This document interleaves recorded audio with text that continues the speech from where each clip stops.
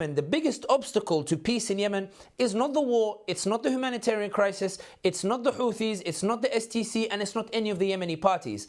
The biggest obstacle is the narrative. Because Yemen, unlike some of the other countries that went through the Arab Spring, had a national dialogue.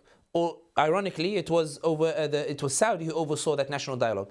But they had a national dialogue. All of the parties came together, including the Houthis, and they agreed on a government, a transitional government that was led by Abdullah Mansour Hadi, that would lead the country to elections. This was a national dialogue of all sections of Yemeni society, youth, activists, civil society, all of them participated in this dialogue agreement. It was a model example of a negotiated transition to a transitional government and then to elections.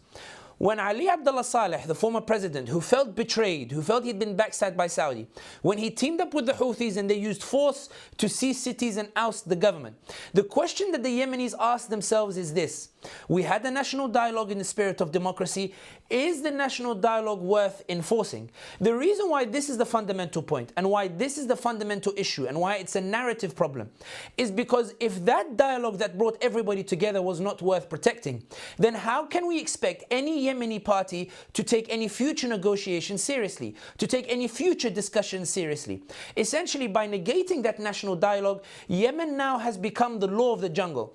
If you have enough guns and you are powerful and you have enough cities, the international community will recognize you. Now the international community recognizes the Houthis and they recognize the southern separatists. And there is talk now of autonomy in the south. There is talk about how to negotiate a new government. If you're one of the political parties or civil society and you see how the Houthis and STC have forced themselves by force, the only conclusion you can come to is that you need force to impose yourself. You need force to be part of the discussions. You need force in order for people to listen to you. And this is the real issue. Because until there is a narrative that either convinces Yemenis that the national dialogue was flawed from the outset, or a narrative that shows it was impossible to save the national dialogue, no discussions can be successful. Even if you have an agreement today between the Houthis and the STC, or even between the government, which may be abandoned by Saudi Arabia at some point, all it takes is for Islah to seize a few cities, to have a few guns, and the international community will say, because women and children are dying,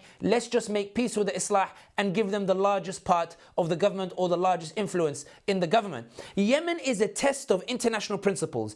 It's a test of how badly we respect democratic processes in the Arab world. The only just solution is to force Houthis and STC back to the national dialogue that keeps all the parties equal. But as we continue to recognize guns, to recognize military might, there is no solution for Yemen. And any peace that comes about will remain a false peace until we address the narrative gap over why we abandoned the national dialogue and why it was not worth saving.